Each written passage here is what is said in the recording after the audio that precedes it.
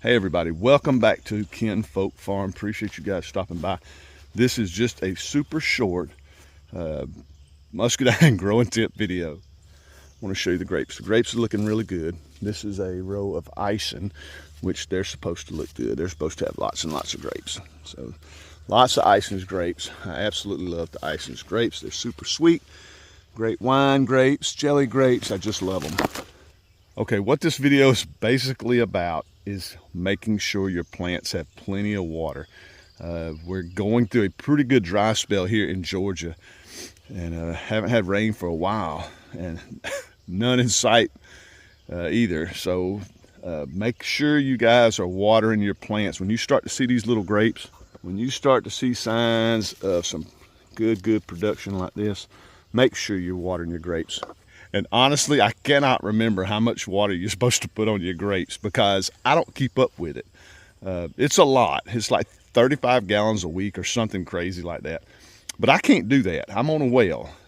We're on a well, and I have, I think this is 21 rows, and they're 240 foot long. I have drip irrigation, and so that helps a lot. And I water at night. And I water 4 different sections. I have like five or 6 rows down there, and then 5 rows, 5 rows, and 5 rows.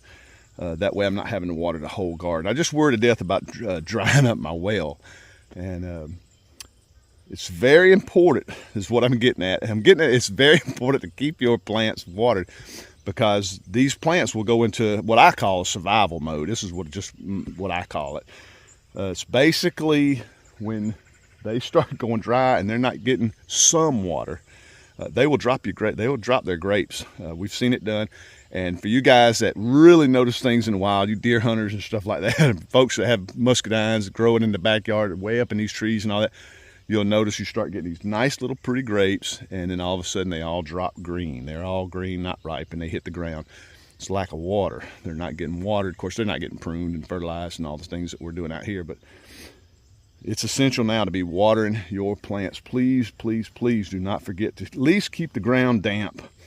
You don't have to drown them.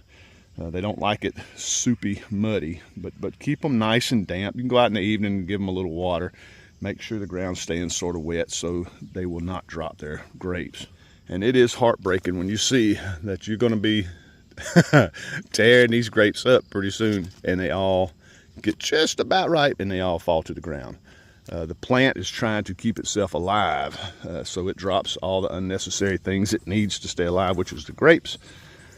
And it is heartbreaking. Look at all those grapes coming on. This plant looks great. But like I say again, you can do some research and find out how much water you need. I don't, because I know I can't give these 35 gallons a week or whatever the recommended amount is. It's a lot. But just stay on top of that, guys. Do not drop the ball on watering your grapes.